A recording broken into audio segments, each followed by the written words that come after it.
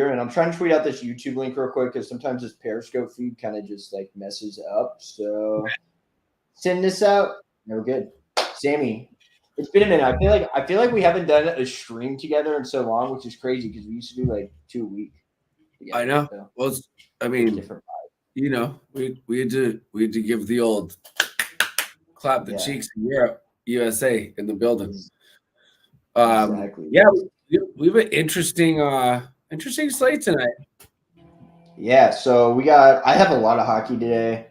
Got some NBA. You have 2 picks. I have 1. We agree on 1, which is awesome. I've actually only had 9 NBA picks this year, all year. So I'm glad I have 1 today. Hockey's been really hot. I think I'm like on like a 15-4 run the last 4 days, 11-3 the last 3 for sure. Yeah, my card today. You saw my card's big. My card is big today. There's 10 NHL games. Are we getting the entire? No, we are not. We are definitely not getting the entire board. There's a couple games that I'm like playing a little bit kind of funky, I guess you could say. Yeah. So that's kind of how we're rolling with today. But anyways, we're gonna get into it. So we got it set up. I set this up so it's like broken down, a couple hockey, basketball, a couple more hockey, basketball. So we got it staggered. Sammy's got really good input on some of these games, so let's get into it. The cash cows right now, the St. Louis Blues are playing in St. Louis against the Boston Bruins today. Should be a good game, but I'm sticking with the cash cow. 1.5 units, Blues money line. I got it minus 125 earlier today. It's either like minus 135 on both now. Definitely still playable. Tarasenko over 2.5 shots, minus 130. They really got to stop giving this out at a playable line. It missed last game, and it's kind of crazy because he actually had 3 points. He scored on his only shot of the game. Right now, the St. Louis Blues are the best team in the NHL, and Tarasenko is the best player in my opinion. And I say that as they beat my Preds like 9-3 the other night. I got my Preds jacket on right now. We're probably going to get smashed by the Flames today too. So what do you think about this game? I know the Blues have kind of just been cashing for everybody. Everybody's been kind of riding the Blues lately. Going against your Bruins too. So I mean, to be honest, like I was home over the weekend, just like whether it's WEI or local radio station, like usually I just tap into like Felger and Maz in Boston, but oh my god, like everyone is talking about the number one thing. It's like on power plays, we just can't do a thing. And the Blues are the exact opposite. They're scoring goals, they're scoring shorthanded goals, they're outskating people. You know, it's like the bees are knocked up. Like we don't have Pasternak. Brad Marchand hasn't had a goal since January. So what I think is interesting today. So Marchand's point prop over a half is minus 210. Tarasenko to get half a point is minus 150 today, which is just mind blowing to me. Like 2 games ago, he had 3 points against, or actually 2 days ago, he had 3 points against the Predators. It might be a good day to also maybe slap on Marshy. I mean, I don't know. It's just the streak comes to an end. The thing about the Blues, I also lean over 6 in this game, but I won't play it just because like the head-to-head history is kind of funky. It seems like 5 goals is kind of like the mantra when these 2 teams play. But I like the Blues 4-1. Yeah, like I definitely see that. And the thing about the Blues is like they've been able to score so many goals. It really doesn't matter how much they give up. And so that's kind of why it's kind of a total that's really tricky to me because it's at 6, right? It's like the Blues probably score 4 goals in this game. But did they give up 0? Did they give up 2 goals? Did they give up 5 goals? I mean, I don't know what's going to happen. So I'm just going to play it safe. Stick with the money line, Tarasenko prop. And then I'm going to go to the New York team now. Before we go into NBA a little bit. 1 unit. This is the only total I'm playing straight up today. Jets Rangers over 6, even money. It's hitting 5 straight for the Jets. I've taken it 2 of their last 3 games. I'm just riding what's hot. Really good head-to-head history here, especially when this game is being played in New York. Both these teams good enough to score about 3 goals apiece. Jets defense not playing very good right now. Rangers offense definitely has all the weapons, all the keys in place, all the tools to get the job done. They could score 4 or 5 alone. This is kind of just a play I'm going back to. I think this total is a little bit low. I think this should probably be 6.5 or it's 6 minus 130 with a little bit of juice. But a plus 100, it feels pretty safe to play this. So I don't know if you have an opinion on this, but is that in Winnipeg? it is. Yeah, no, it's in New York. It's at New York. So that's the one thing. They have Shesterkin playing today. He's a very good goalie, especially at home usually.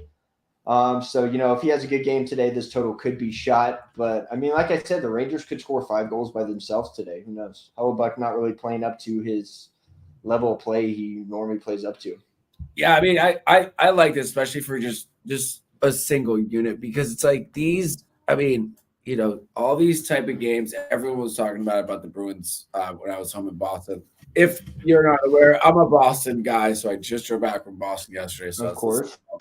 Sports talk. But I think, it's like, it really doesn't matter. Winnipeg's been scoring on the road anyways. So I like them to I mean, this also potentially could be like a lean for me first period over 1.5, but we'll see. Yes, this could be a sneaky game for first period over, but I just feel comfortable at 6 playing the full game over. Right. I don't know. It just feels a little bit safer here. So, anyway, let's get into it. First NBA pick. This is just Sammy on this game. And I actually told him I looked at this beforehand, and I actually liked this play before he sent this in. So, what do you think about this game, Sammy? See, you're on the -7. Like, if the Hawks were healthy, this would be – I would take Hawks +7 all day. But potentially Bogdanovich is out. Capella's out.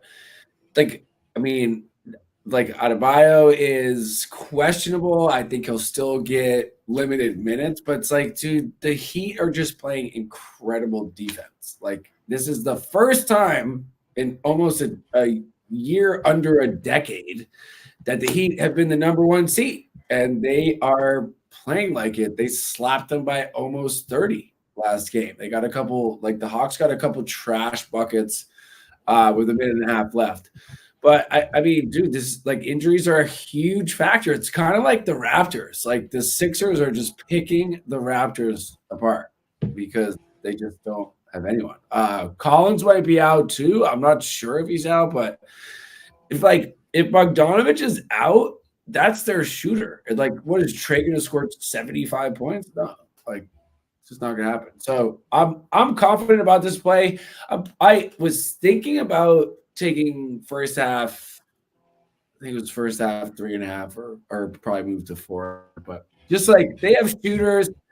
Duncan Robinson is on fire. Hopefully Tyler Hero heats up for us today for this pick. As always, shout out Jimmy Buckets, my guy. My guy, Juco to Marquette, to the Bulls, to the Timberwolves, to the Heat. I like to the Heat, baby. And they've covered this in 4 of the last 5 head-to-head meetings. Hawks have only won one of those games. Especially in Miami, I think it's a good bet. I can't argue this. I'm not an NBA expert. I can't argue this, though. I do like this. They definitely want that 2-0 going to A-Town. Oh, for sure. So, anyways, keep moving here a little bit. Ottawa against Vancouver tonight in the NHL. 1.5 units. I actually went over this play yesterday, but I'm putting 1.5 units on Canucks. Team total over 3.5. I got this -125. I see it -140 now. Still think it's worth it. The thing about the Canucks right now is, so now we took them last night on the money line. Now they're on a 6-game win streak after they beat Dallas last night. Thing about that is in 5 of those 6 games, they scored 5 or more goals. And the one they didn't, they scored 4 in.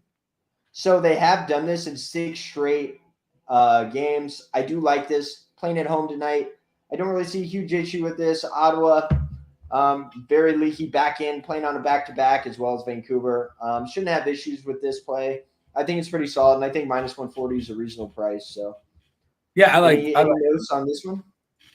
I kind of just flew through that one, but no, I mean, I think the Canucks are playing well. Surprisingly, a bunch of people, at least on the people that I saw, were on Stars money line yesterday, which obviously got crushed. Told you yesterday, they played yesterday, right? Yeah, no, this was yesterday. So yesterday was when me and JT Ricky Bobby collabed on Vancouver Dallas over 5.5 yesterday. I like the over on this game too. This one's at Yes, six and a half. think. Yeah, I don't think the Senators can keep out 4 goals. So I like this pick. Yeah, so I think this is kind of sneaky. I think it's kind of sneaky. It's like I said, like Canucks have scored 5 or more goals in 5 of their last 6 games, and when they didn't, they scored 4 in, right? So I do lean the over in this game, but I think it's safer to play Canucks just because, frankly, I don't really trust the Senators to score. It's kind of how I feel about it. Like I mean, what you can't trust Ottawa. You just never can trust a team like that. Yeah, I mean, what are you gonna do on this one? So, anyways, let's move on here. We'll keep rolling here. I'm going back. First period over. I'm playing one straight up tonight. First period over 1.5 for the Ducks Kings, -125, a very reasonable price here. 4-1 in the Ducks last 5 games, 6-1 in the Kings last 7. Really good numbers on this. I can't really see much argument against this play, especially for this price. You know, you're seeing a lot of first period totals at like -180. This is also 4-1 in the last 5 head-to-head meetings. So I feel like this one is, again, just kind of hard to argue. I like this game a lot. I think there's a lot of different ways to play this game. I think this game probably is another sneaky total like that Stars Canucks one was last night. So I think you'd see that go over. And then I'll sneak one more NHL in here real quick before we go to NBA. But dude, Canadiens, honestly, you know what the crazy thing about the Kings is like, I swear to God, maybe 5 to 10 times that I've bet against the Kings going into OT. They're playing terrible, and then they just. Dude, the Kings are clutch.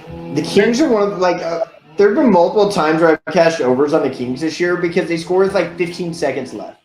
They're just clutch, bro. What are you gonna say? I will say that I swear to God, like I'll pull up stats like this, right? Like I just said, like 6-1 last 7 games from first period over, and then like I play an over for the Kings with stats like that, and then the game ends like 1-0. Like I swear to God, that shit happens to me all the time. Also, like I feel like if the Kings get an early goal, this thing the wheels are falling off for the Ducks. The Ducks are already out of the playoffs, so they have no chance. So here's one thing that I will say is that the one thing about the Ducks, they're a very tough team to actually bet on. But I've been playing first period overs for them most of the season. They're hitting over 65%. Like this is a good first period over team. Somehow they seem to sneak one in most first periods. So whatever that reason may be, I do like that. So whatever. It's just enough to get Anaheim fans hyped to actually stay for the whole game. Yeah, so again, I think you're right, and like this is why I don't trust the Ducks enough to play a full game over here. But I think in the first period we can sneak 2 goals in. Yeah, I like it enough. I like that. But now so Canadiens at Minnesota Wild later today as well. I just think this will be an easy parlay. 1 unit, Canucks money line, Wild money line. I already went over the Canucks, why I like their team total. Playing Ottawa, like we just mentioned about the Ducks, already out of the playoffs. And then we have Minnesota playing Montreal. Montreal, another team out of the playoffs. Minnesota really fighting for a spot right now, or really fighting for placement, really positioning. I think it's an easy parlay. Favorites were on a 21-0 run before yesterday, which is actually kind of mind-boggling. I'm surprised. Like they were so hot for those 2 months. Oh, they were so hot, dude. And they were so hot. And I guess actually I played Vancouver money line -110 last night. Apparently, they were actually the underdog in that game. I wasn't really paying attention, but I guess Dallas was -115. Dude, that's what I was saying. Everyone, I think public was heavy on Stars. Yeah, the Stars have a good road record, but come on now. Can't fade the Canucks on a win streak. Yeah. Anyways, let's get into it. Let's get into it. I was surprised. I love this game. I think it's going to be This is the oh shit game tonight. I feel like this is our oh shit game. It's like we haven't seen a shot blocker like Ja is just wild. Like the way he's taking a step in from the free throw line and yoking dudes. It's very fascinating, entertaining basketball. They need to work on team play. I think the T-Wolves in general play better team basketball. And like we spoke before, they have a chip on their shoulder, dude. Like, did anyone really bet on Karl Anthony Towns to win the 3-point contest? Absolutely not. Like maybe some people did, but that's like that's the biggest dude to be cashing every money ball, every three in a long time. I like the T-Wolves plus points because they're good. I really feel like this team just found the chip on their shoulder, dude. Yeah. So I have a theory. About this series, and I think I told you last night when we were on the phone, right? But how I feel about this series is I feel like the T-Wolves are way better than people are actually giving them credit for. Because they're such a small market, right? They're Minnesota. Not that Memphis is a big market either. Don't get me wrong. But like you just hear all about like these LA teams. You hear about the Lakers. You hear about the Knicks. You hear about the Celtics.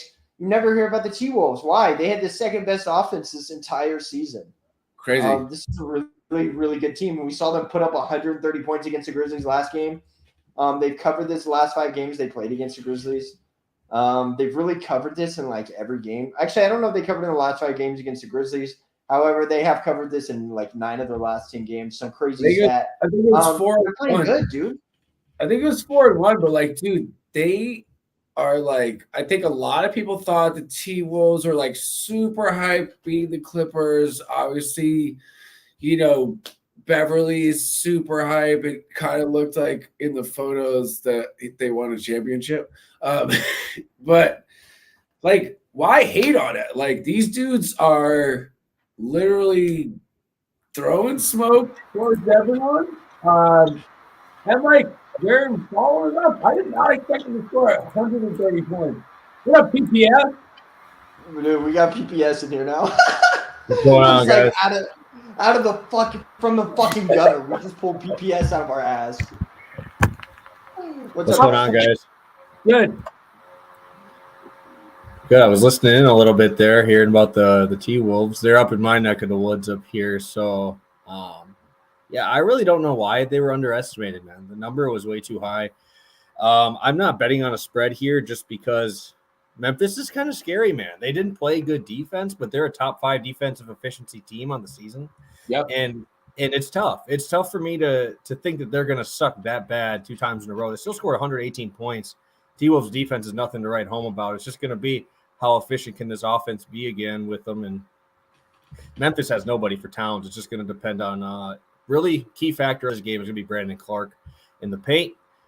He's the only athletic guy down there. Steven Adams is not going to do literally anything against Towns. So it's a toss-up here for me on this number. I just think I'd rather be on the point side here. You're giving me almost 8 points. Yeah. I have to fade on that. It's just that's offense in the league. I just think it's frankly too many points. I'm no NBA sharpshooter by any means. I've only taken 9 NBA bets this year. I am 8-1, not to brag or anything. I would flip my hair if I could, but no. I mean, I just feel like this is too many points for a playoff game. I just do. Now, but PPS, I do want your opinion on this one here, though. Oh my God! Hey, so we got our friend Ashley in the chat now, Sammy. This is fun. But hey, we got the Hawks seat today. So what do you think about? We already went over this game, PPS. But are you on anything in this game today? I don't think so. I don't think I'm gonna pop in on anything in this game. I'm mostly props, right? That's all I'm gonna be on. There's just the ability of the blowout factor, right? When you're playing in Miami, they're playing good basketball right now. I only locked in one prop for the NBA completely right now, and it was in the other game. It was in Memphis. I posted that for the NBA on my YouTube a couple hours ago. I'm on job points and assists there. I think it's at 37.5. I really like that line. This Miami game is scary, man. It's just like Trae Young can pop off at any time. It's just gonna be, can he be efficient against this defense with Kyle Lowry playing fantastic defense on him? They can rotate. You got Jimmy Butler, who's obviously a top defender as well. It's just tough. It's tough. I agree. So tough. I mean, it's like that's that's the thing. It's like Duncan Robinson was like shooting the lights out last game for no reason. I think I took a little small play on the over because I was like, these dudes are just not gonna park the bus. Like they're just absolutely launching threes still. And like you said, Kyle Lowry's playing the best defense since like the first 2 years when he was at the Raptors. And then you have Jimmy Butler to run into, who literally shut down prime LeBron. And he has not taken his foot off the gas. Shout out Jimmy Butler. He gave me like 18 pairs of Jordans when we lived in LA together. That's my brother. Go smack the Hawks for me. Let's go. Dude, I swear to God, I saw a tweet the other day. It was about like you and Jimmy Butler. Maybe it was a couple weeks ago. I swear to God, I saw a tweet about you and Jimmy Butler. It was one of the Barstool ones. Some Barstool dude was like, yeah. So I'm like, we're gonna like team up with Jimmy Butler and he's gonna invest in our company. He's like, yeah. He's like, I guess like him and Sammy Adams like out like Los Angeles a lot. I was like, yeah, let's engage now. Let's not talk about those days. Yeah. But so, I think they want to go 2-0 and make a statement before going to the A. And I'm expecting, I'm expecting them to at least get maybe a couple players that are out today back by them, but who knows? I think the Heat are too much, and if they're wet from the three, that's bad news bears for the Hawks. Yeah, I think there's a couple interesting spots today, but I think we kind of hit this one on the head, right? Like you definitely have the blowout factor in this game, but you also have a chance of a close game. Hawks come back, win this game, tied the series up 1-1. So a couple different factors, and luckily for you, PPS, you came in at the perfect time because we already went over most of my boring NHL, which I know you don't care about. Only have 2 plays left, and they're both a lot of fun. So hopefully you tail me on one of these. You made some money today. But unfortunately, the Calgary Flames are playing at my Preds today. I'm holding up the wrong jacket, but we are absolutely screwed today. But I'm not actually going to bet on the Flames. What I am going to bet on is I'm going to take a parlay plus 190. This worked out really well for us yesterday, so I'm going to run it back. I'm going to take Blues first period over 1.5, and I'm going to take the Flames versus Predators first period over 1.5. Yeah, so I've had pretty good luck this season on these first period over parlays, but good numbers. Calgary has hit this in 5 of their last 6 games. It's 5-6 5-1 head-to-head last 6 meetings, and both teams have scored in the first period in 5 of the last 6 meetings for Calgary versus Nashville, which is kind of a hot stat of the day there. As far as the Blues versus Bruins, it's at I think it's at 6.5. I think it's. Can you still hear me? Yeah. I might need you. Okay. Sorry, my headphones just died. But yeah, so it should be at 6.5.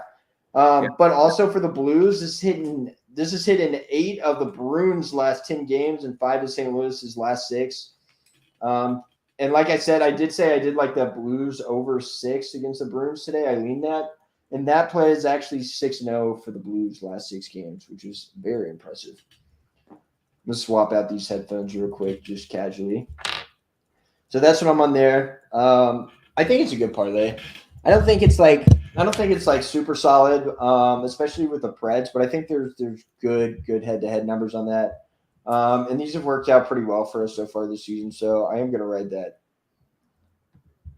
Like it. And let me switch these. So, all right, cool. Now I can hear you guys again, hopefully. That was a crapshoot. All right, so last game of the day, fellas. We got the Flyers at the Maple Leafs, and I'm going one more parlay. Hopefully, PPS will tell me on this one. Canucks first period over 1.5, Toronto over 5.5, and Minnesota over 5.5 today. And let me just throw out the hot stats, and we can talk about this parlay a little bit. Head-to-head, first period over 1.5, 9-1 last 10 games for these teams, 6-1 Vancouver last 7. As far as these total goes, I did buy down from 6.5 or 7. On these, I think it's just a little bit safer, especially with the Wild on the road. 7-1 last 8 games over 5.5, and 6-2 for Montreal, the over 5.5. And then the last leg of the parlay, Toronto has hit the over 5.5 in 9 of their last 10 games. Philadelphia has done it in 4 of the last 5. So for plus 240, I feel like we're getting really good value on this parlay here. Yeah, I knew that was just a mouthful, but in PPS is just like, what the fuck is going on right now? I don't follow hockey at all, man. I no comment. I know. So, all right, so let's talk baseball. So I do have 2 plays today that I ended up playing. We're playing these for half a unit today, PPS. So I got the Giants game 1 because I liked them yesterday. Game 1 plus 108 for half a unit, and then I got the Cardinals plus or minus 110 for half a unit as well. What do you think about those 2 games today? Any thoughts? Any strikeout props going on today? Yep, I dropped my 3 plays this morning over on my channel. I'll drop that link in the comments too, so we can get that. Yeah, going. so I have a few plays. The Mets Giants game scares me a bit. I prefer the under, just because there's a lot of talk about Alex Cobb's velo going up, and that's why everybody is really liking his stuff. Which, if as a guy who's pitched a lot, a guy who coaches pitchers, a guy who's been around the game enough, there's sometimes your arm just feels good, right? I mean, there's also times where your arm doesn't feel good, and that's why I'm leaning a little bit on my Robbie Ray play today, where he's under 7.5 strikeouts. I got him early in the day, but everybody's on this Alex Cobb hype train here, where I'm not really a huge fan of Alex Cobb, mostly a fastball splitter guy, but McGill is extremely, extremely bad against lefties and very good against righties. That's the game 1 pitcher for the Mets. And so it's really going to come down to Crawford, Yastrzemski, and Brandon Belt at the top of that order for San Francisco. Otherwise, McGill is going to absolutely carve all these righties. He's got electric stuff, a younger guy. I believe he has a brother playing too. He's about 96 with a hard slider. He's very good, but he can't pitch to lefties. So it's going to have to come down to those top guys in the Giants order from the left-hand side. But yeah, my play of my biggest. Where are the lefties spaced out in? I don't know if their lineup came out yet. It's just those guys play every day. That's the thing about the Giants, is they're kind of old school that way, where they really don't sit guys. Like, there's not many guys that just sit for rest days and stuff like that. Belt's an older guy, plays every day. Crawford plays every day, shortstop there. They do have a nice group of young talent coming up too. Helio Ramos is a pretty good prospect. Obviously, Joey Bart's up in the league now, but I really like the Giants overall. It's just, this is a tough matchup, seeing as a lot of their righties are in the middle of that order as well. So they could easily happen. I never take really money lines. I usually only do first 5 money lines, just because I'm very, very scared of bullpens early on in the season, just because there's just so many new arms coming up. They have an expanded roster at the moment. So it's just like, there's so many guys that probably are getting their feet wet, or guys who pretty much are on their last chance here, right, in the bigs, kind of trying to take that step up. So I always kind of stay away from the full games early on in the season. But yeah, I got a few props I do like, and I'll let you get to your what was the second one? I know you talked about the Giants. What was the other one? So I'm on the Cardinals today. I do like the Cardinals a little bit today. Parties. And I think that game could be a really fun one to watch today. Do you just more fading the pitchers, or what? I will say, so I just love when Wainwright pitches. I love betting on the Cardinals when Wainwright pitches, and he pitched a horrible game last time out, I will admit. But I don't know. Wainwright is kind of like Old Faithful, right? Like, you just kind of go back. Like, how many wins you're going to get out of him. You like, like he's going to win about, 2/3, 3/4 of his games at least. So I feel confident betting on him most days when I can get Cardinals like minus 110. I don't know. Just Old Faithful. Adam Wainwright. Do you think this goes over? So that's how I feel about that. For the Cardinals That's game, a good question. For the Cardinals game, I actually do have a prop in this game. Kind of correlates with yours.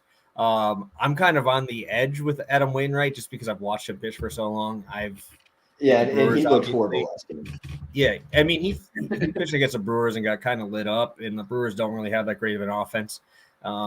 He's getting up there, man. He's like 41 years old. Obviously, fastball velo is definitely decreased, but in this game, I do really like Jesus Luzardo. I'm on Jesus Luzardo under 5.5 strikeouts versus the Cardinals here today. Everybody's flying high on this guy. He had 12 Ks his first outing.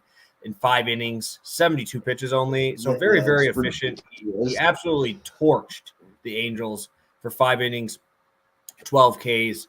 And that's just not going to happen here. There's no way. The Cardinals are the second lowest strikeout team in the MLB. They put the ball in play. They're like I said, the Giants and the Cardinals are kind of that same way where they're old-fashioned, put the ball in play, find a way to get something to happen, right? I was at the Brewer game versus the Cardinals, and they just don't strike out. They're very hard to strike out. Faced Woodruff this year, only 2 Ks. They faced Peralta, who's one of my favorite guys on the Brewers. He only had 4 Ks in 3 innings against these guys. They're a very tough team to beat. Wow. They don't beat each other. That's low for him. He's absolutely dealing too. Yeah. And they just don't beat themselves. That's the thing, and that's the reason why I don't mind the Cardinals bet. It's just, can their bats come around and can they put action on the bases early on against Luzardo? I think they can. It's just, when I went to the game, obviously their bullpen was okay-ish. So if I would lean anything, I would probably take Cardinals first 5. I'm sure that would be a pretty nice price with the hype train, Jesus Luzardo on the mound for Miami. I think that you could get a pretty good price there. Yeah, so basically to cash my bet, I definitely need you to cash yours. So I like not actually, but it would definitely help. I like that first 5 too. I like that insight a lot. I just love PPS's insight, especially on baseball more than any other sport, especially. He's not good at anything. He knows what the fuck he's talking about. We watch too much baseball, man. Too much baseball. Girlfriend hates me for it, but hey, you got to get it done. Bro, if I were your girlfriend, I would hate you too. I can't sit there and watch baseball all day. I just can't do it. Like, I can sit there and watch first 5s all day, so that's why I don't blame you for betting on F5. But I feel like I lose more F5s than I win. And at least better luck full games. At least you're a patient man for first 5 compared to everyone just jumping on the Nerfies or the Yurfie train. Yeah. And I'm not going to hate on anybody for it. It's just, those are so hard, man. It's literally statistically proven that the MLB first inning is the highest scoring inning of any inning in the game, right? Your pitchers go out, they don't know where the strike zone is going to be. They're going to have to play around. There's so many more walks in the first inning than any other inning. It's just, pitchers take a while to settle in, and that's why I will 100% take a first 5 under if I'm going to do a no-run first inning there instead, or I'll take the first 5 over if I was going to take the yes-run first inning. It's just really, it's so tough because pitchers we're weird people, man. We're very weird. It's very hard to lock in right away, and I'm not going to sugarcoat it. Some of us, it takes a little while to get them going, right? Especially when these guys are going 100 miles an hour a lot of the time. So I don't touch the no-run first inning, yes-run first inning very often, and when I do, I usually suck on them. I don't know why. Well, I feel like my record is probably like 2-20 on those. And it's like, oh, we got 2 outs, bottom of the first, and just dinger, and then it just opens up the whole game. And it's like that's why like for people that bet Nerfy and then bet the over for first 5, it's like, I mean, what are you doing? It's like, shouldn't you go Yurfie on that? Like, you want it's double dipping, man. It's double dipping. But yeah, I mean, it's going to be interesting. I totally agree with you also with the fact that the Cards, was it the Cards pitcher who absolutely dealed last game? No, he got it's Miami's. It's Miami's. He had an absolutely incredible outing. So I strikeouts in 5 innings. I think I'm going to tell you on that under because he's not about to. I don't think he's going to K 10.5 people today. But.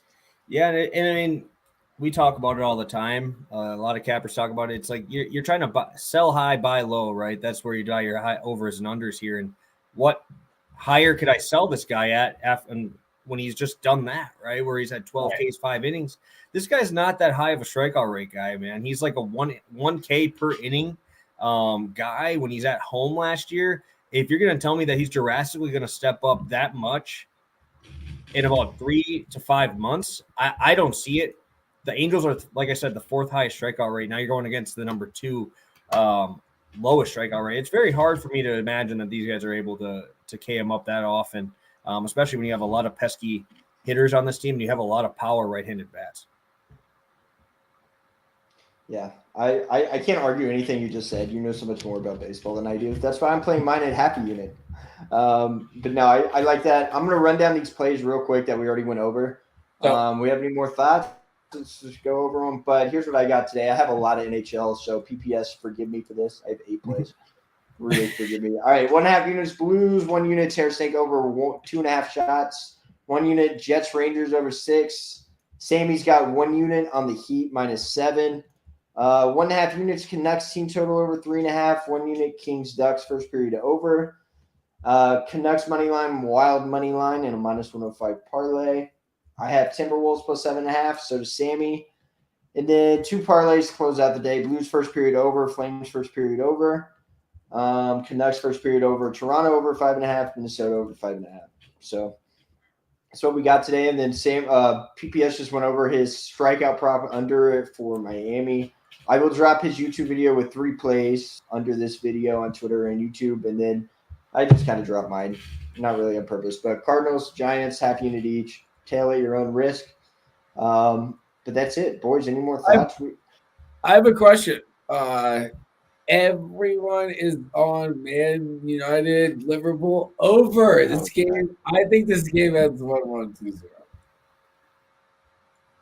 I'm gonna be honest. I don't want to go near that game. I'm not gonna. I looked at corners really hard. In this game. As a Red Devil faithful, I'm not going to touch this game because any game I touch, we get absolutely worked. Dude. So I'm going to stick. I got one little shout out here to my boys, El Saad, giving up 2 goals early on to start the second half. I see that. Oh, wow. I had the over 2.5. I have the over 2.5 in a parlay. And all of a sudden, it was 0-0 at half, and I'm just sitting here like, man, these guys blow, man. What the hell is this? All of a sudden, I open it up in my tab here while you guys were talking hockey because I don't know what you guys are talking about. And I look there, it's 2-1. El Saad freaking already hit it. And I'm like, I was kind of shitting my pants there. 0-0 first half. And now it's already hit. So I bet on one team you like today, PPS. I got Maccabi Haifa -1 right now. They're up 1-0. I love those guys. Has a red card, so. I took a first half over half a goal about 20 minutes in for Haifa, and that was like plus 100. They're my team, man. That's the only team I'll back in Israel, dude. They're so good. Oh yeah, I back 3 teams. There's 3 teams I back. Beersheba, bro. Don't sleep on Beersheba. Beersheba is beastly. I love them. The 2 of them in Maccabi Tel Aviv. Those 3 teams, whenever they play each other, I love when they play each other.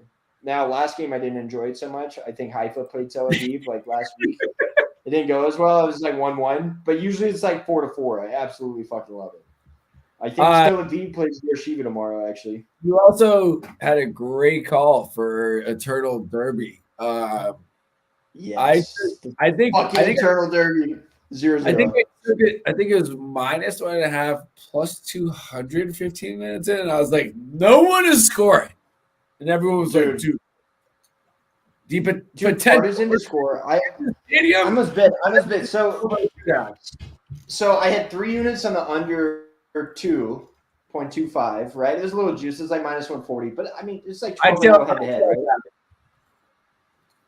Yeah, and so hammered that, and then I took Partisan double chance, and I almost with like 5 minutes left in the game, Partisan to score was like plus 600. I was like, damn. Right now, I should throw a half unit on Partisan to score. I didn't, and then right after, bro, Partisan shot a fucking laser right off the crossbar. If that would have gone in, I would have lost my shit. I would have been so mad. But it didn't matter. It ended 0-0, so we were all good. But yeah, Partisan definitely the better team in Serbia. Don't at me. They play tomorrow. Actually, both of those teams play again tomorrow. We got a huge slate tomorrow. Pull up, Red Star fans.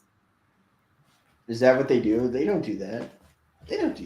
I need like a no. They throw like pipe bombs at people at each other. It's wild, dude. Bro. Those games are not safe. Are they?